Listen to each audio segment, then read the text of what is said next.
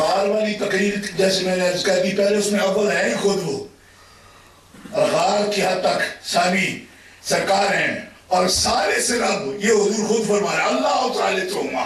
اب یہاں بتانی آپ کو صرف یہ بات تھی کہ وہ رابطہ ہے، وہ ذریعہ ہے، وہ وسیلہ ہے، ان کے بغیر، کیونکہ جس امتی کو سرکار نے ایک ضمیر میں قرآن نے رب کے ساتھ ملا ہوا بتایا کہ وہ مع رسول تو ہوا لیکن مع رسول ہو کے مع اللہ ہو چکا، یہ نص قطعی جس بندے کے لیے ثابت ہے وہ ابو بکر صدیق ہے،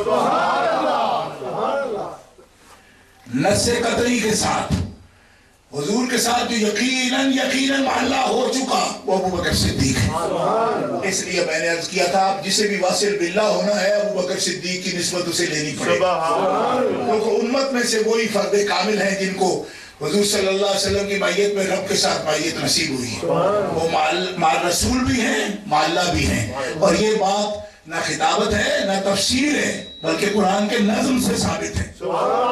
اس لیے فتوے کی زبان میں لوگ آتے ہیں نا، پھر ایسے لفظوں کا انکار کرنے سے بندہ دین سے نکل جاتا ہے، اور یہ مجبوری ہے۔ آج کل تو لوگ یہودیوں اور نصرانیوں کو بھی دین میں لانے کی کوشش کر رہے ہیں، اور لانے کی بھی اس طرح کر رہے ہیں وہ یہودیت پہ، لیکن ہمیں ایوارڈ دے دیں سیدھے سباؤ، یا تو دین میں آ جائے نا، وہ آئے نہیں، وہ اپنی جگہ پہ رہے، ہم خام خواہی دیکھا نا آپ نے کہ پھلڑیاں تقسیم ہو رہی ہیں جی، ایمان کے حکم لگائے جا رہے، یہودی بھی مومن ہے جی، اور کس کے مومن ہیں؟ یہی ادا آپ کی کس کے مومن ہیں؟ عیسائی بھی مومن ہے جی، بلکہ کیا کہا ہندو بھی مومن ہے۔ میں نے کہا آپ کا حق بنتا ہے، آپ کا بھی رائٹ ہے ایسا کہنے کا، کیوں؟ اس لیے کہ آپ کا اکابر سے رابطہ جو کوئی نہیں، اور برکت تو ہوتی ہے اکابر کے ساتھ، اور برکت جہاں نہیں ہوتی، برکت ہوتی ہے اکابر کے ساتھ، اور جہاں برکت نہیں ہوتی وہاں کیا ہوتا ہے؟ اس کو سرکار نے فرمایا ممحوقن، وہ دم کٹا ہوتا ہے، بے برکتا، دم کٹا، بے نسبتا۔ میں نے کہا جب اکابر کا ساتھ چھوٹا تو یہ گند آیا آپ کی زبان پر، اور یہ رائٹ ہے آپ کا، کیوں کہ یہی تو بتا رہا ہے کہ آپ کا اکابر سے تعلق کوئی نہیں۔ اگر بڑوں سے جڑے رہتے کہتے جی ہمیں آیت ملی ہے کون سی، اِنَّ الَّذِينَ آمَنُوا وَالَّذِينَ هَادُوا وَالصَّابِئُونَ وَالنَّصَارَىٰ مَنْ آمَنَ بِاللَّهِ وَالْيَوْمِ الْآخِرِ وَعَمِلَ صَالِحًا، میں نے کہا اس کی تفسیر تو الی آخر الآیا سینکڑوں محدثین مفسرین فرما چکے ہیں، اگر آپ ان کو پڑھتے تو پھر یہ تفسیر کیوں کرتے؟ ان کے عمل باعث اجر ہیں۔ میں نے کہا تب جب من آمن باللہ والیوم الآخر ہو، اور جب آمنو کے بعد من آمن باللہ والیوم الآخر پھر بیان کیا قرآن نے، تو اسی لیے بیان کیا کہ اگر وہ یہودیت و نصرانیت چھوڑیں اور پیارے مصطفیٰ پر ایمان لائیں اور ان کے ذریعے ایمان باللہ حاصل کریں تو پھر ان کا اجر اور بھی زیادہ ہے۔ یہ تو قرآن مقدس بیان کر رہا ہے، اور آپ کیا بیان کر رہے ہیں کہ وہ یہودی رہیں، نصرانی بھی رہیں، ہندو بھی رہیں، پھر بھی مومن ہیں، باعث اجر ہیں۔ تو پھر اسلام ہے کیا چیز؟ پھر اسلام کس کو کہتے ہیں؟ پھر ایمان کس کو کہتے ہیں؟ پھر آپ اسلام کے امتیازات کیا بیان کرتے ہیں؟ پھر دعوت اسلام کس بات کی دے رہے ہیں آپ؟ دعوت اسلام کس بات کی دے رہے ہیں؟ پھر تو سب کو کہو کہ سب ٹھیک ہو، جس جگہ ہو اسی جگہ رہو۔ تو اگر ایسا کرنا تھا تو پھر نبیوں کی تشریف آوری کی ضرورت کیا تھی؟ وہ آئے ہیں اس لیے کہ کفر اور شرک کی بھی نشاندہی کریں اور پھر کہیں کہ اس کو چھوڑو اور اللہ پر اور اس کی کتابوں پر، اس کے رسولوں پر اور آخرت پر ایمان لاؤ۔ اس کا نمونہ کیا ہے قرآن میں سامنے؟ آمن الرسول بما انزل الیہ من ربہ والمؤمنون کل آمن باللہ وملائکتہ وکتبہ ورسلہ لا نفرق بین احد من رسلہ وقالوا سمعنا واطعنا غفرانک ربنا والیک المصیر۔ آپ سورہ بقرہ، آپ تو پورے 30 پاروں کی تفسیر لکھ بیٹھے ہو اور ترجمے لکھے ہو، تو میں نے کہا ترجمہ نیا لکھنے کی ضرورت ہی نہ پڑتی، محدث اعظم ہند کا ہی ترجمہ پڑھ لیتے۔ حضرت امام اہل سنت کالمی شاہ صاحب کو پڑھتے جی، اعلیٰ حضرت بریلوی کا پڑھتے، لیکن ان سے تو آپ کو قید ہے، چڑ ہے۔ کیوں؟ اس لیے کہ آپ یہ ثابت کرنے کی کوشش کرتے ہیں کہ میری 1.5 اینٹ کی مسجد کھڑی تب ہوتی ہے جب میں یہ ثابت کروں کہ جو مجھے آتا ہے وہ پہلوں کو آتا ہی نہیں تھا. تو اس لیے میں آپ کا حق سمجھتا ہوں. کیوں کہ جو آپ کو گمراہی آئی, آپ پر جو کفر وارد ہوا, وہ پہلوں پر نہیں ہوا. وہ تو مومن تھے, وہ اولیاء اللہ تھے, وہ صاحب کرامات تھے, وہ صاحب صراط مستقیم تھے, ہدایت یافتہ تھے, منعم علیہم بندے تھے. اور آپ تو مغضوب لگتی ہو. کیوں کہ جو دین کی ملاوٹ کرتا ہے کچی لسی بنا رہا ہے. ہمارے ملک میں تو جو دودھ اور پانی ملا کے کچی لسی بیچے اس کو بھی اچھا نہیں سمجھا جاتا. تو جو کفر اور ایمان کی کچی لسی بنا رہا ہے, نئے سرے سے جناب اپنی شراط من حاجہ کا رڑکا دے کے اپنا رڑکا سمجھتے ہو نا, پنجابی پیسے کا وہ جو مدانی ہوتی ہے ایسے مارتے تو اس کو ملاوٹ کر دیتے مکس کرنے کے لیے.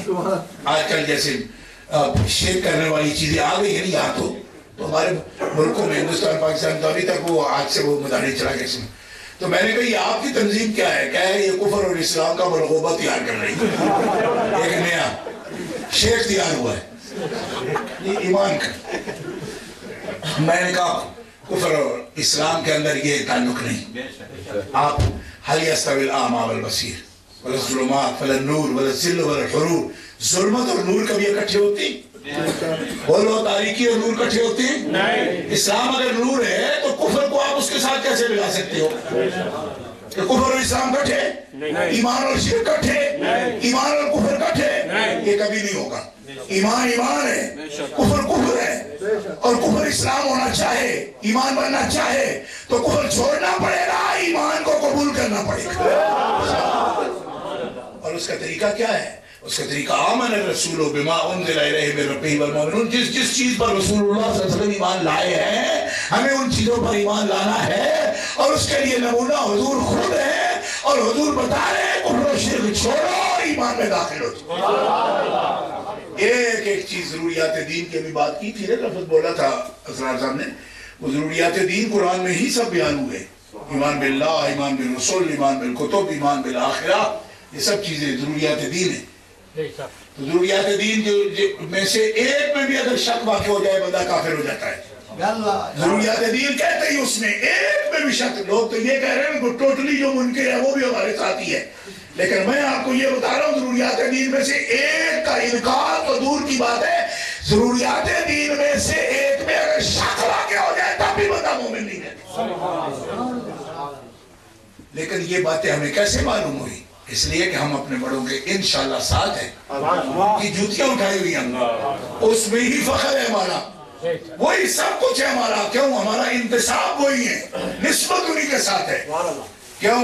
اس لیے کہ اکابر کے ساتھ ہی برکت ہے, اور اکابر کے اکابر ان کے اکبر, ان میں سے اکابر میں سے حضرت سیدنا ابو بکر صدیق ہے, اس لیے ہم ان کو صدیق اکبر کہتے ہیں.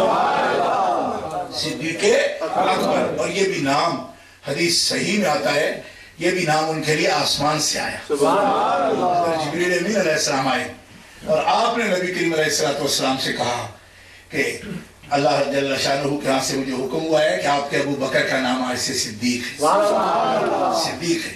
تو جمادی الاخری جو ہے نا, یہ جمادی الاخری جس کا نام جمادی الثانی ہم لیتے ہیں, جمادی الثانی کا اگلا مہینہ کون سا ہے؟ رجب ہے. تو رجب کے اندر سرکار جب 27 کو زیادہ احادیث میں آتا ہے کہ معراج شریف پر آپ تشریف لے گئے, تو معراج شریف کی جو صبح تھی نا, معراج شریف کی صبح, رات معراج کی جو گزری تو صبح کا جو وقت آیا نا, اس وقت حضرت ابو بکر صدیق کے لیے یہ لقب آیا. حضرت جبریل امین آئے معراج کے رات گزرنے کے بعد صبح کو, لہذا جہاں معراج النبی کا ہم جشن مناتے ہیں نا, اس کی صبح کو ہم جشن صداقت منائیں, کیونکہ صدیق کا لقب معراج کی صبح کو ملا ہے. میں آپ کو اس لیے کہتا ہوں, ایک بندہ مجھے کہنے لگا کہ یہ روافظ جو ہے یہ جشن غدیر مناتے ہیں. جشن غدیر پاکستان میں وہ مولوی روافظ کے خلاف بڑا کام کرتا ہے, اپنا سنی ہے, لیکن مجھے کہا کیوں مناتے ہیں جشن غدیر؟ میں نے کہا منانے تو تمہیں اس میں کیا ہے, ایک تو یہ بات بھی ہے کہ ہم یہ سمجھتے ہیں کہ ایک آدمی یہ بڑے برے ہیں، یہ بڑے کیوں کہا یہ ہر وقت کام کرتے رہتے تھے. میں نے کہا یہ کام کرنا تو بری بات نہیں ہے، نظریہ برا ہونا بری بات ہے.